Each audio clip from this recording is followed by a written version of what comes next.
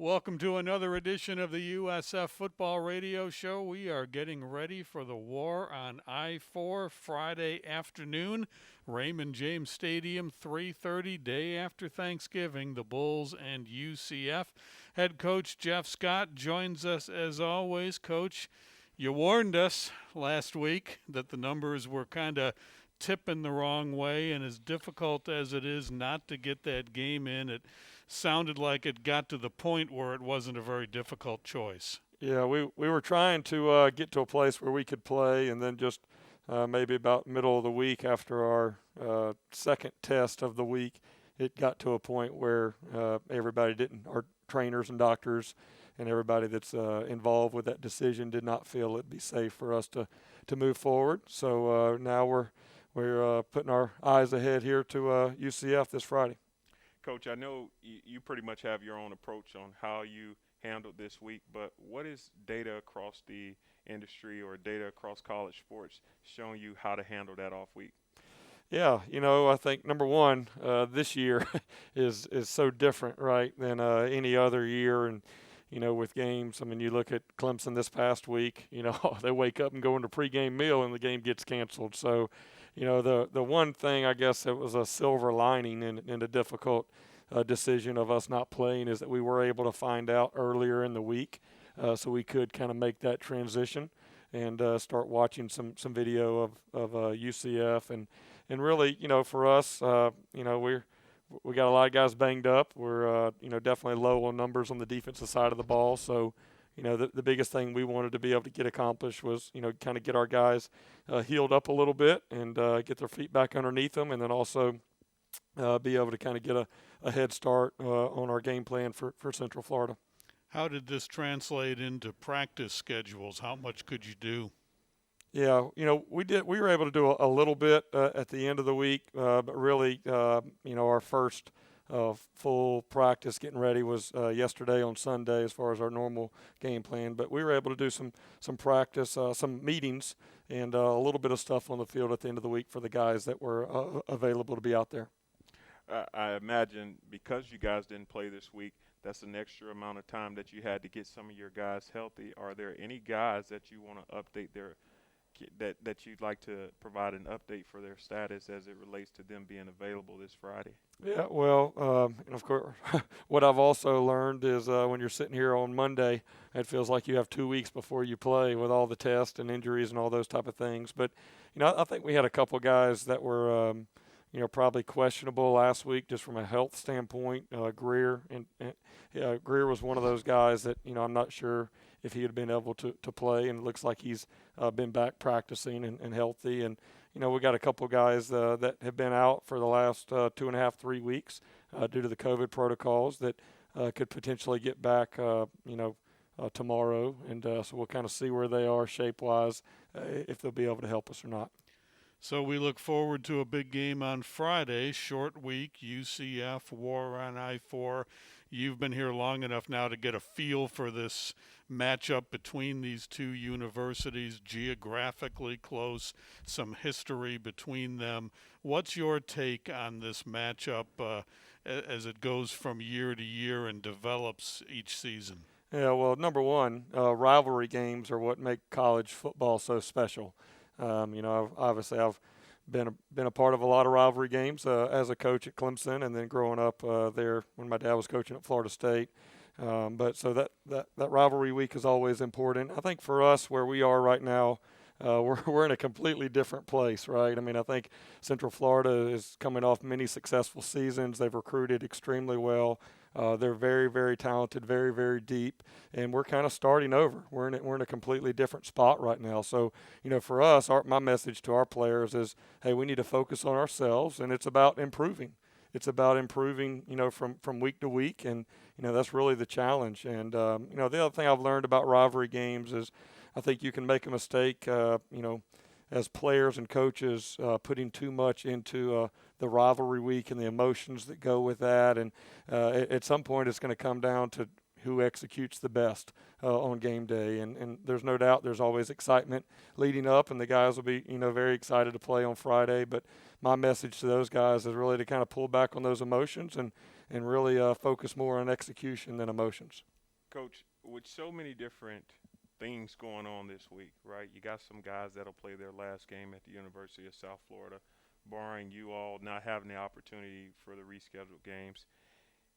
This is rivalry week, and then it's the last game of the season, obviously contingent upon other games being rescheduled. What's the optimized approach? What's the total focus? I know you always preach it's about us, it's not about the component, but what's the optimized approach for this week and making sure come Sunday, Saturday in this case, if it's the last game, that you all will be able to close the chapter and get ready to transition to the off season? Yeah, the biggest thing we're talking about is to finish strong, right? I mean, we've had some ups and downs. It's been a challenging year in a lot of different ways. And, the big message I told our guys at the beginning of the week is, hey, how are we going to finish, right? I know we got a lot of guys beat up. I know things haven't gone our way. We haven't played as well as we want to. But I want to see a team finish strong, sprint through the finish line, and not maybe just limp through the finish line and just kind of survive to get through. And I think that was probably the common thing that would happen in our situation is the guys would just kind of, play and just try to get through.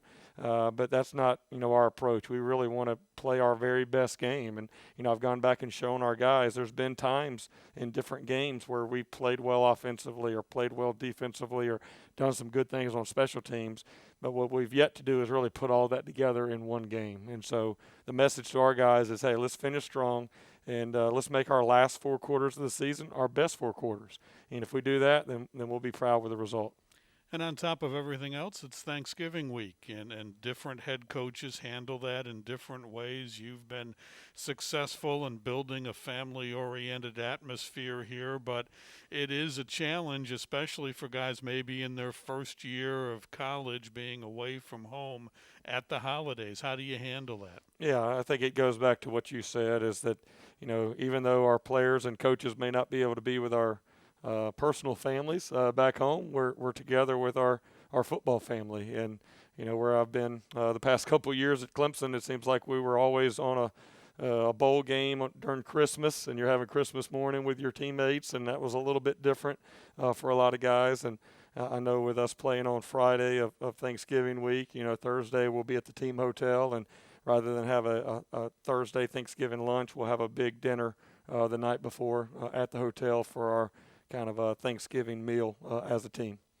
Coach, I can tell you some of my fondest memories during my playing days, especially here at the University of South Florida, were these dinners, because you get outside of the day-to-day and you kind of get to disrupt your pregame schedule. For us, we never played on Black Friday. We didn't play UCF while I was at the University of South Florida. We always played on Saturday. But you get to disrupt that Thursday, Friday schedule, and you get to spend time with your teammates. Getting a little off topic, what are some of the dishes that you're looking for? Oh, my goodness. Yeah, I wasn't prepared for these questions. Well, I'm personally going to be celebrating Thanksgiving on Wednesday night at my house. My wife, Sarah, is an excellent cook. She's from a little small town in South Carolina, Batesburg, Leesville. And they're known for being great cooks coming out of Batesburg. So, typically we like to deep fry a turkey and also deep fry a chicken. That's what we've done the past couple of years. We'll see if we're able to get that done Wednesday night of this week. But, there's not a lot of stuff that I'll be turning down. We did spend a little extra time going over our Thursday night meal this week with Albert Boone and Alexa, our nutritionist. So I think the guys will be very pleased with everything they have Thursday night.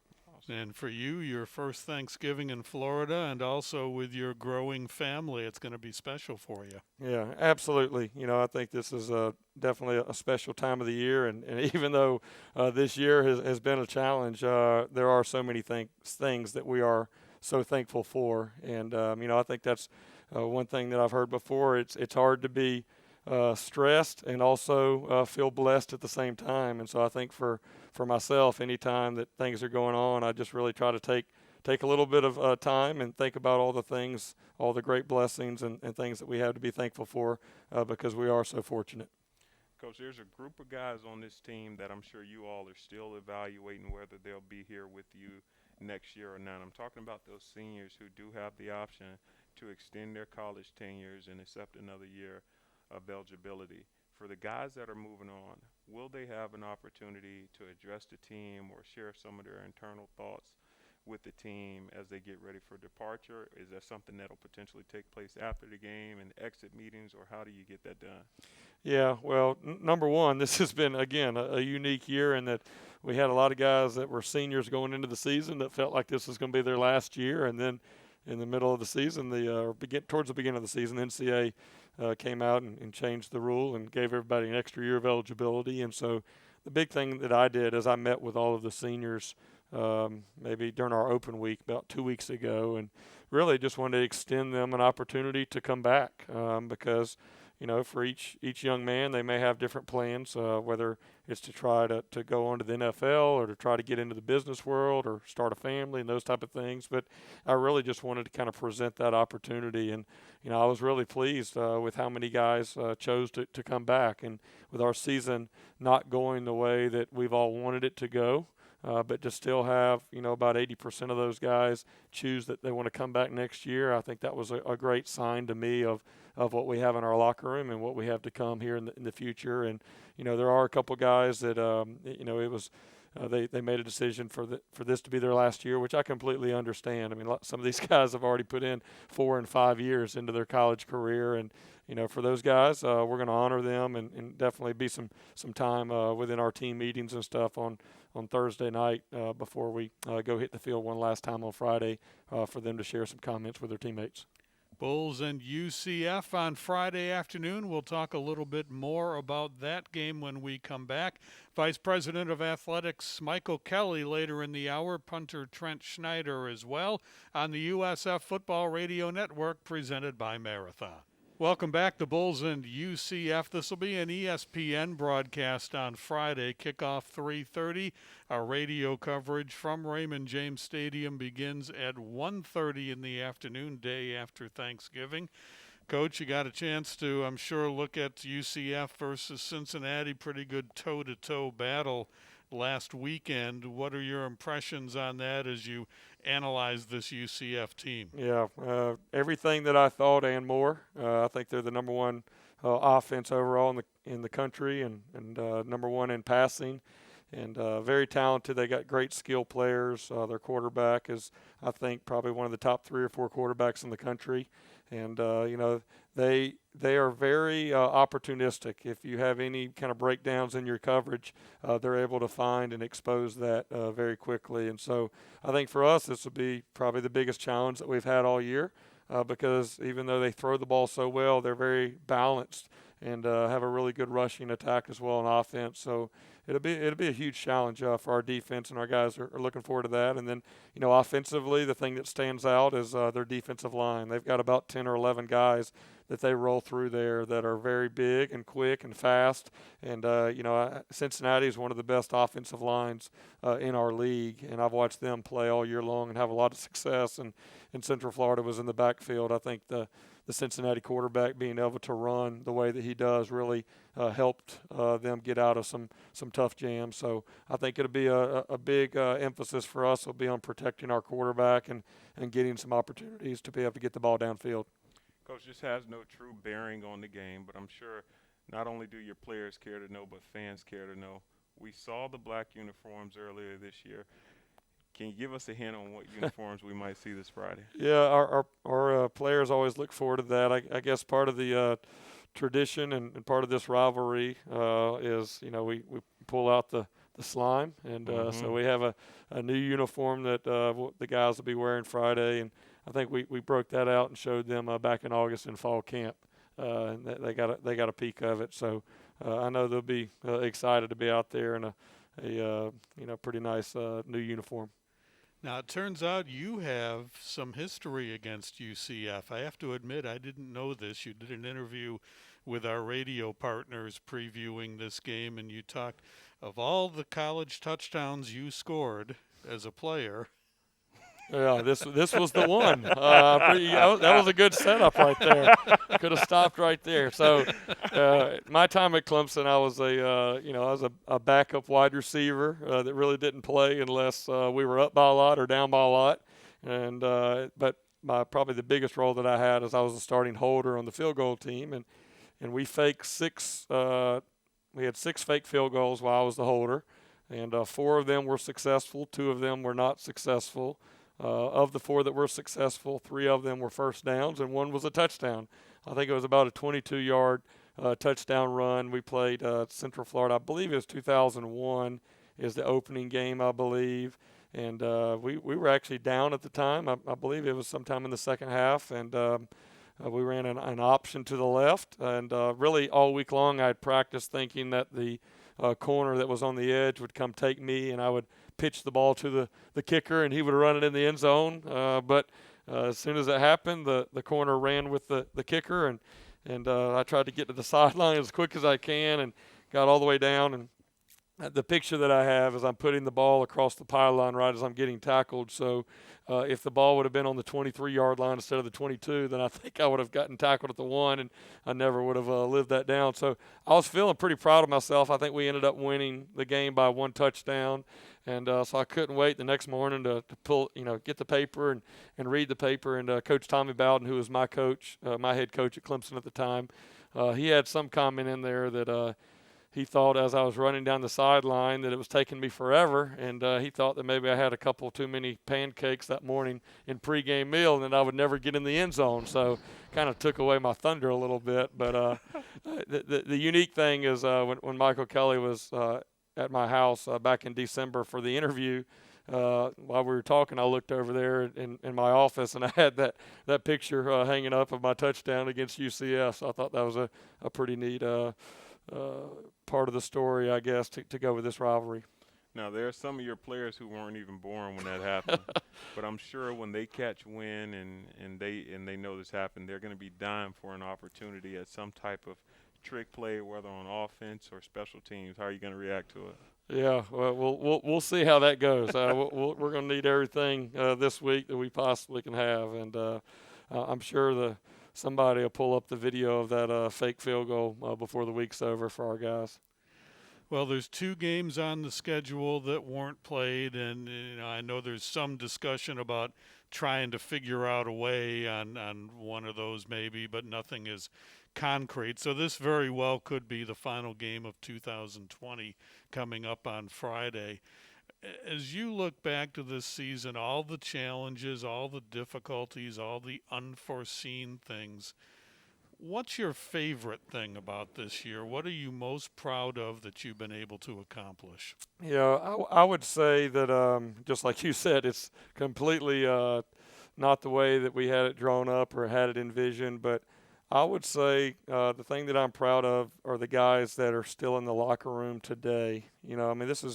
It's been a challenging year, and it's never been easier to opt out or decide you don't want to play anymore. And when a season doesn't go well, you can see all over the country all kind of guys deciding to opt out in the last 2 or 3 games. And so I think for me, when you're trying to establish a new culture and really kind of build your foundation for how you want to build your program, it really starts with the players in the locker room and really deciding who wants to do things the right way and who wants to continue to show up even when you're facing a lot of adversity and continue to go to work. And that's not easy. This day and age, it's not easy to continue to show up and continue to push when you're not having the success. And what I'm going to feel confident in is that team that finishes this year and shows back up in January.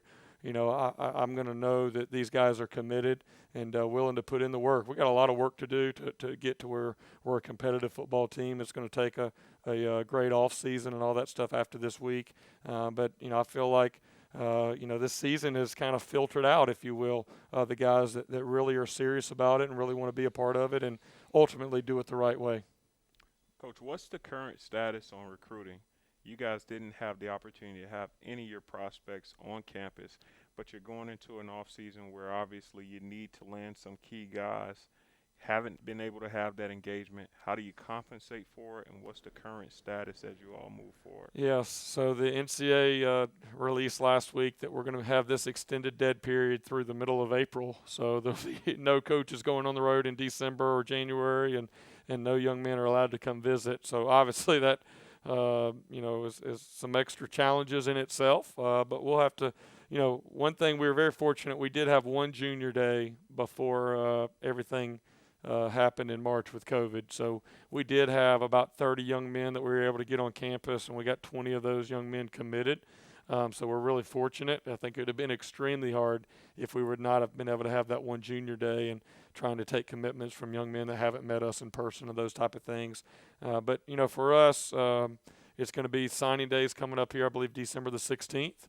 Mm-hmm. So getting those 20 guys that we have committed signed in December, and been really pleased with the feedback that we've gotten from them. I think they're excited to get here and hopefully be able to kind of help as we move forward next year. And then really there's also going to be a big focus on trying to bring some more experienced players in here. As I look at our roster with all the opt-outs and the guys that have moved on, you do need to supplement. We do need to supplement our roster with some transfers at some key positions. So we'll continue to be recruiting those young men and their families, and hopefully have a chance to get a few of those guys here in January. And, of course, there's no guarantee of it. You can't read the future. But if you can have traditional spring football, that's going to put you so far ahead.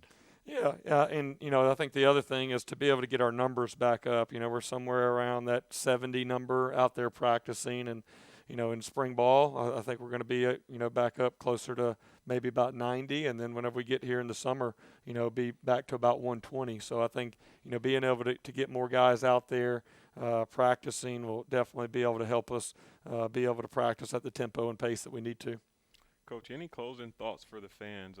There are a lot of individuals who listen to this show and have had the opportunity to just hear your thoughts on throughout the year. What is something you want the fans to hear as we go into the potential last game of the season? Yeah, the biggest message would be that, hey, the best is yet to come. It's all in front of us, and it was very difficult for all of us going through this season, but I think we kind of got 2 years worth of adversity in one season. So, me personally, I'm thinking that's going to put us further ahead next year. And there's a lot of work to be done from our coaching staff to our players, and we're very committed to doing the things that we need to do to change and be able to be what we want to be here in the future.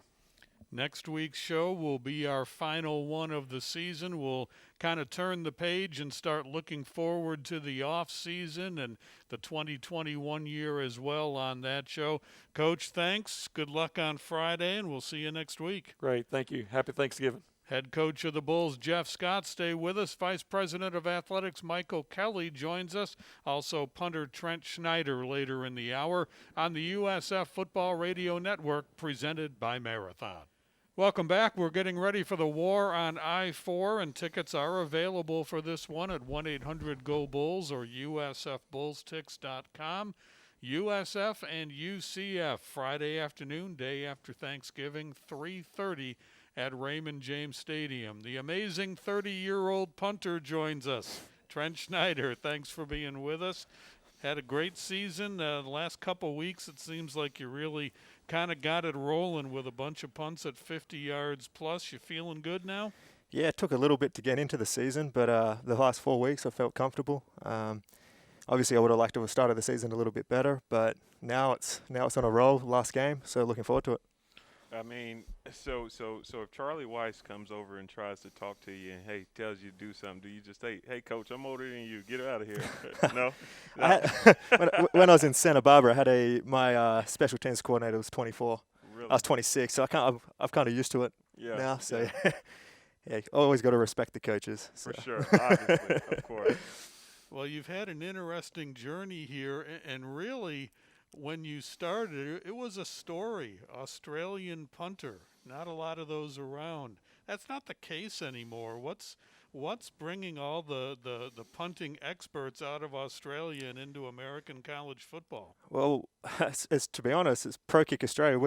We almost got 60 guys over here now. Every school wants an Australian. the next punter he's obviously going to be an Australian. We just we kick. People see it on the weekends. I think the top 6 punters last week were all Australian. Actually, every single one was Australian.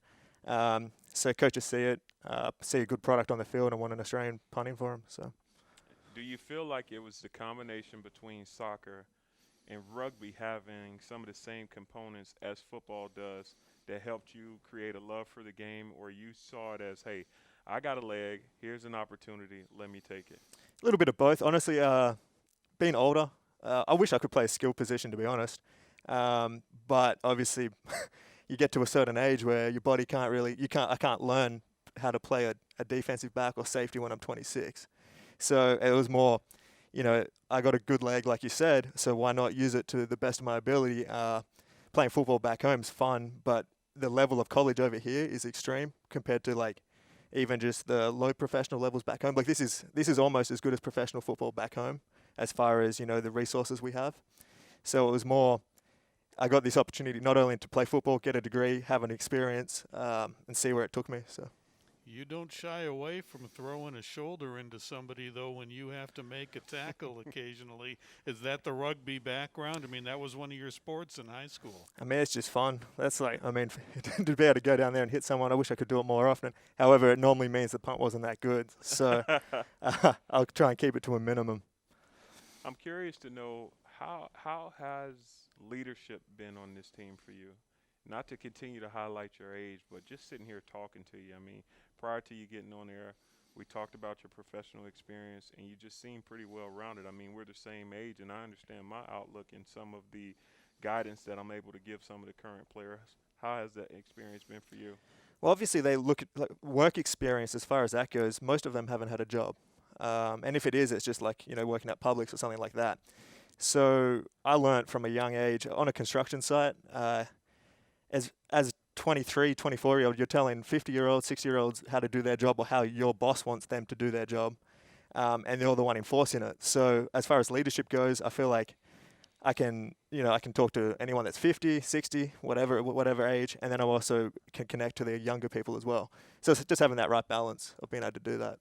What's your relationship with the players? Like, I know kickers at times will kind of stay together in a group, but you seem, as I watch you on the sidelines, you seem to move between a lot of the different position groups on this team pretty comfortably. Yeah, I like on the sideline, and for games, I like to pace myself. So I just walk up and down the sideline, it relaxes me, to be honest. And then I like to talk, see how everyone's going, encourage when needed, and celebrate also. So This is your third here at the University of South Florida, and I'm just getting the opportunity to read some of the awards, right? Ray Guy Award watch list, William V. Campbell Trophy candidate, 2019 co-sided. Jim, did I say that right? Yep. Academic All-American, very impressive. 2020 Athline preseason All-Conference second team. Phil Steele, preseason All-Conference, owns 6 USF punting records, and is on pace for at least 3 career marks. You struggled a bit this season. Yeah. How did that make you feel, knowing that you got all of this done in your past and you're capable of much more, and how did you overcome that? Well, I wouldn't say, the thing was, the first game I had here against Citadel, actually, I mean, average-wise, it's not like a 45, 50-yard average game. But I did what we needed to do. We caused a turnover on punt team. It was that Notre Dame game that really the season could have gone either way with that. I could have just shut up shop and, called it a year pretty much. But I decided, why not try and make something out of it was not a great situation, but just progress from that and see what I can do being on the back foot as opposed to being on the front foot. So really just challenging myself to just be better. What did that teach you about yourself in that process? I mean, what it teaches you is no matter what situation's thrown at you, you can climb out of it. So that's awesome. You've taken advantage of the opportunity to play here. You have really taken the advantage of the opportunity to learn. I mean, your academic awards are almost as long as the one Sam read about the on-field stuff. Tell us a little bit about your education here, the degrees you've been able to capture, and what that has meant to you. Well, to come over here was obviously a big decision. I had a decent career back home. I enjoyed doing what I did. So it wouldn't have been worth it if all I did was come out here and punt a football. I think, you average 60, 70 punts a year. So 3-year career, you're punting the ball 200 times. It wouldn't be really worth, 4 or 5 years of my life. But when you throw on the education aspect of it, that makes opportunities endless. So I really not only took that into consideration, but I like to, always do 100% no matter what I'm doing, or try and achieve 100%. So that's, on the field, in the classroom, and that's what I'm going to continue doing. So, Trent, the average American hears Australia and thinks primarily kangaroos. Some people think about onion rings and Aussie chips or whatever the case may be. But just give us a brief description of Australia from a true Australian man's eyes, because I want to know. I've never been. It's one of the places I definitely want to visit, but I just don't know what it's like. Obviously depends where you live, but say Sydney is like surf beach. That's pretty much the sun's out majority of the year, and people are a little bit more relaxed than over here. In saying that, actually in the city, obviously, it's pretty similar to major cities over here. Everyone's hustle and bustle. But I would say the culture is a little bit more relaxed overall, I would say. And obviously, everyone that has visited Australia, I've never heard a bad word from them, so they must enjoy it thoroughly. So. The NCAA has decided, because of everything going on this year, it's in a sense a free year for student athletes in terms of eligibility. Does that affect your plans at all? What will go into your decision-making process on that? To be honest, it kind of does, but at the same time, it was more how I would perform this year. Obviously, I haven't done what I wanted to achieve overall. So because of that, the likelihood of me coming back is pretty high. Again, I finished my degree in May, so why not start another master's, get another 10, 12 games out of my belt, and then see what happens from there. And also with COVID, the opportunities are kind of limited at the moment, so it's not the best situation for me to try and get a job over here either. So, so basically the 3 years really helped. It's not the same talking to one of the freshmen or sophomores or maybe juniors that we've had. It's very impressive. What has this season showed you about the game of football? The team hasn't gotten where they wanted to be. All the goals that you guys set out in front of you, you fell short of them, but you've managed to stay together. What has that experience been like inside the locker room? It's been good in the sense of, so if you compare it to previous years, it was almost like, oh, it's another loss. Now you can kind of feel the idea of we're building something. It's not just like going through the day-to-day activities. Like, people want to be good here. It's not a matter of, it's okay, we lost. People want to build something great, and seeing that is great from my perspective, because I came here on the downhill of some really good seasons. So we started 7-0 when I was here, and I was like, this is great, this is fantastic. And then we lose 6 in a row, and ever since that Houston game, we've just been going slowly down. So now I can see we've hit the bottom, and now we're trying to make that rise again, and to be part of that's something special. So. Trent, we enjoy watching you play. We really enjoy talking with you. Thanks for taking time for us today. Anytime. Appreciate it. Bulls punter Trent Schneider. Stay with us. More to come. Vice President of Athletics Michael Kelly is next on the USF Football Radio Network, presented by Marathon. Welcome back. Hope you'll join us at Raymond James Stadium day after Thanksgiving, Friday, for the War on I-4, Bulls and UCF. 3:30 kickoff. If you can't, our coverage begins at 1:30 on the radio side, and TV will be ESPN at 3:30. Vice President of Athletics Michael Kelly joins us. It has been quite the journey in this academic year, but the football season is starting to wind down a little bit. The Bulls have been quite successful at getting games in and getting things done. Now we turn our attention in the near future to basketball, and while it's a challenge, things are moving along.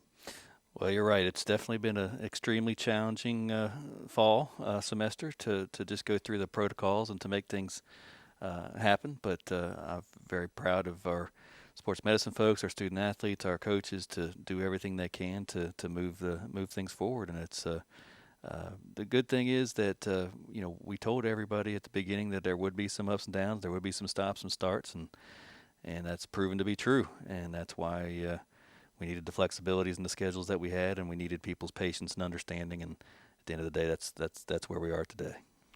Michael, I think from a football standpoint, everybody's wondering about this FAU opportunity, and now you got Navy that was also postponed. How likely is it that the university gets those games this year? Well, as the runway to the end of the season comes, it becomes unfortunately less and less likely. Mainly because we as a conference, as many conferences did, kept December 5th and December 12th as dates that we could do remakes on, and we still have those available. We haven't rescheduled those. Unfortunately, in the case of FAU, they had some other games beyond ours that got postponed in their conference, which is critical to their conference race, I'm sure. So they've already had games rescheduled again on December 5th, which is an out-of-conference game for them, and then also I think on December 10th for them. So they've kind of used those two dates. In the case of the Naval Academy, as the conference announced on Friday, when that game got postponed back on Wednesday, we didn't know exactly where the conference would go with what they had, and then they made the announcement on Friday to again reschedule some games since Navy had lost the 2 games prior to us, as you well know, and so they had to make up Memphis here on the 28th, and I think they're making up the Tulsa game on the 5th, or vice versa. And then, of course, on the 12th, they have their game against Army, which is truly immovable from their perspective. We aren't completely with that one. So it looks like we're just probably running out of some runways. So it's not official, but it's just unlikely for us to get those done now, and we'll just have to the Navy game is just something we'll have to hope for our opportunity for them to, when the conference cycle comes back again, because obviously you hate to lose a home game against Navy, and we had so many great plans set for Salute the Service Day, and it's always a great day when you can have the Naval Academy on your home turf. And then obviously this FAU game was part of a 2-game series that we'll just have to find dates if we can't make it work this year. UCF on Friday, and this rivalry has grown over time, as all rivalries do. And USF has done some special things, from uniforms to other marketing type of events to boost this up a little bit. It goes even beyond the importance of the game itself. A good rivalry game has all sorts of factors attached to it. Part of the reason it makes it fun, it'll be different this year in front of a limited crowd, but this is something that's growing every year. Well, it is. Obviously, we're heading into I guess it's our 12th game against them head-to-head in football, and we currently have a 6-5 advantage on them, and it's a great rivalry, and that's what makes college sports special. This whole War on I-4 concept that the two schools have entwined in have not only been with football but other sports, and I think that kind of brings more attention to the schools and the rivalry, and kind of creates, again, just good energy amongst everything. And I mean good energy in the sense that it creates a healthy rivalry, and I think that's, again, what makes college sports special. So we're excited about the opportunity to play. When you mentioned the special uniforms and things, I mean, in this era of different alternative uniforms and different sports, and trying to find rhyme or reason as to why you do certain things. So we obviously have our traditional green and whites. We have this special slime uniform that we've identified in the last year, so that's what we wear against UCF in all of our sports. And then we've got the SoFlo, which is kind of the black base with kind of the lime green attached to it, which our coaches and players have some.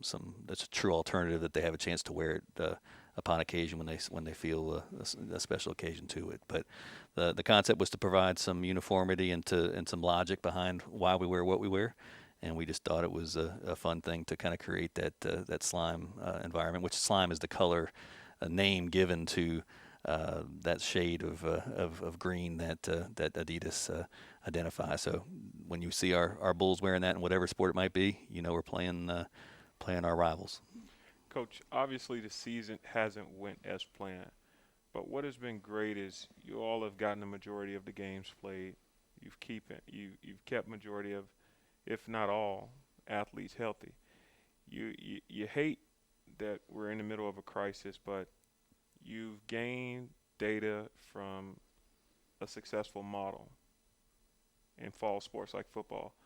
What about the model in crisis management as it relates to crisis management with football and other fall sports? Can you take and implement it into what you're doing with the basketball schedule in terms of keeping players healthy and making sure you get maximum games played?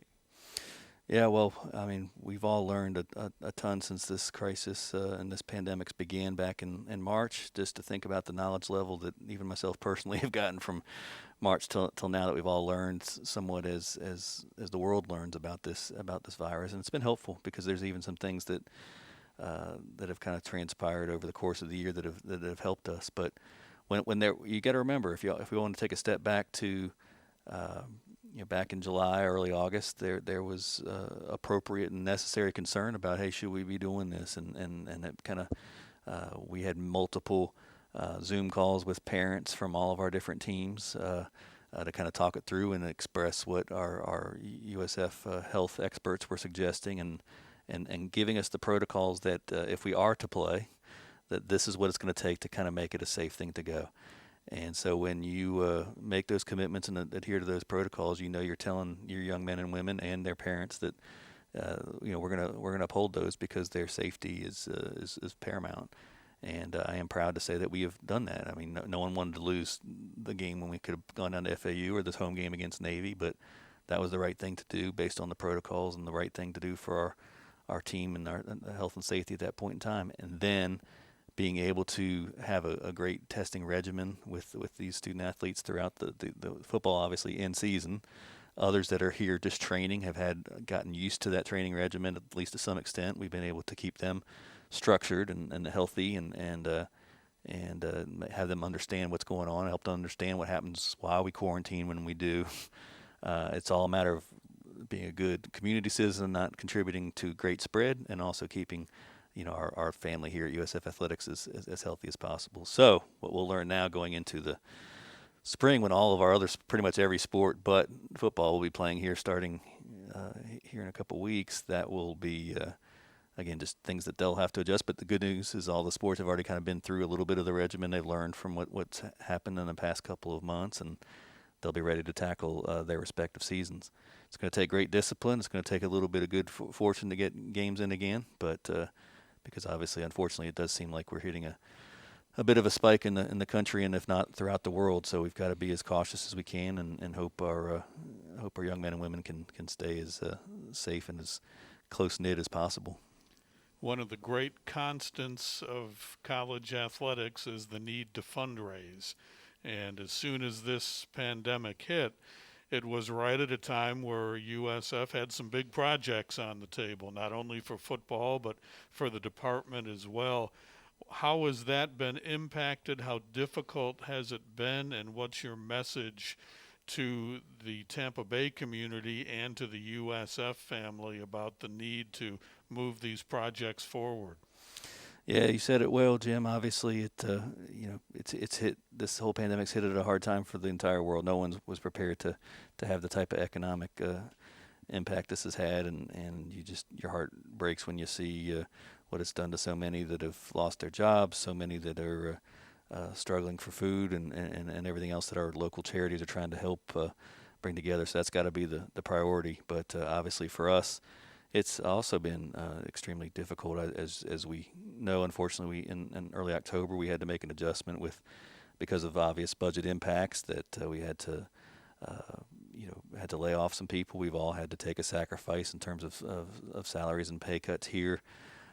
We've had an extremely additional burden of dollars related to all the testing protocols and things that we just talked about with Sam. So the impact has been severe, as it has with every college sports program in the country. But we've been good stewards of the monies that we receive. We've tried to do everything we can with making our student athletes the priority, which it should be in terms of their safety and health. And so we're just kind of weathering this storm, and just kind of looking for brighter days ahead. Hopefully in the spring, when if the vaccine can come, we can make the right progressions that we're proud of what we've accomplished in this storm, but we're really looking forward to getting on the other side of it and being able to kind of gain that traction and momentum that I think we had right before the storm hit. So I'm just looking at kind of weathering it and then getting ready to really seek the support of folks to come back to games as they feel more comfortable, help add into our revenue streams there, and then obviously on the fundraising side, we've got work to do for facilities and just for our annual fund. I think that's probably what's opened my eyes up to the most. We all know how important facilities are to football and to all of our sports, and we need to keep doing that from a capital campaign project. But it has demonstrated just the extreme importance of annual fund dollars for year-to-year programming, for our scholarships, for the support services to our student athletes, everything that we do. And so that's just going to be something we need to keep building and building our base, as I've been stressing since I got here. But when you hit a storm like this, you just come to appreciate that much more. And as we sit here on the week of Thanksgiving, I'm just very grateful for those that have supported us and continue to support us to help us keep our mission alive, and that is to graduate and enhance the lives of these young men and women through the sport that they love. And that's what, if you keep yourself grounded on what that's the mission, well, we've had a great fall in that regard. And now we got to come out and continue to balance and keep going to the comprehensive excellence we want on the field and on the courts. You know, as I'm sitting here talking, I just have a snapshot in my head of the inaugural speech of Jeff Scott, right? Everybody was sitting in that room with no mask on, right? We had no idea that he'd have to lead a team and, you know, a program through a pandemic and deal with a crisis. What can you say about not only his involvement or his quality of work during this time, but his evolution as a man throughout the time that you've known him up until now?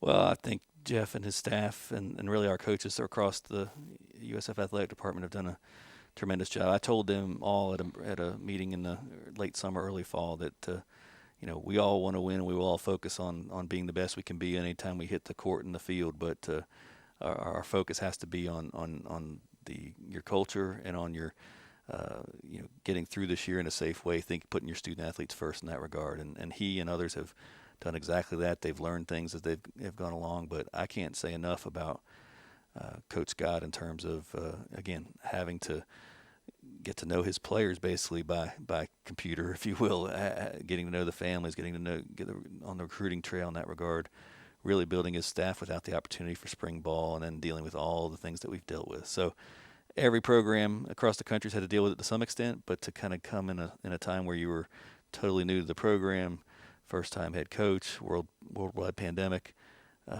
it speaks to his character and to his focus on putting first things first that has gotten us through this, and I know will lead to much brighter days ahead. Michael, thanks. Have a great holiday. We'll see you out there Friday. Absolutely. Happy Thanksgiving to everybody, and we sure do appreciate everyone's support of the Bulls. Look forward to Friday afternoon. Vice President of Athletics Michael Kelly, stay with us. Back to wrap it up after this on the USF Football Radio Network, presented by Marathon.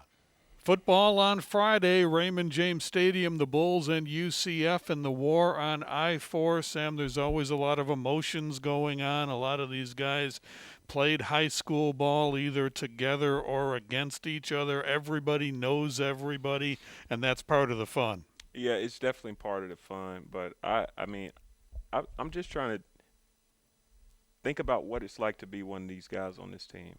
Just full of emotion, right? Battle-tested, somewhat mentally and emotionally fatigued, because losing a football game is very difficult.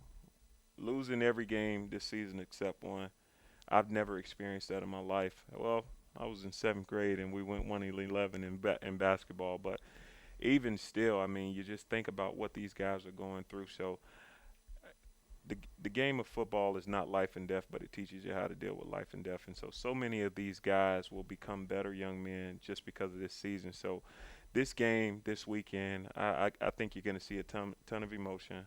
I think you're going to see some guys play the best football that they've played this year, and I hope that because of Jeff Scott's switches, you're able to see a full game from the Bulls today. And who knows what the outcome will be. This UCF team is dangerous, but I think if the Bulls put together a full game, special teams, offense, and defense, at least they can go into the offseason with their hearts rested and have a good body of work for them to examine, so they can just think about what they need to improve upon next year and have a great year of recruiting, get some help from some whether it's junior college transfers or transfers from other schools.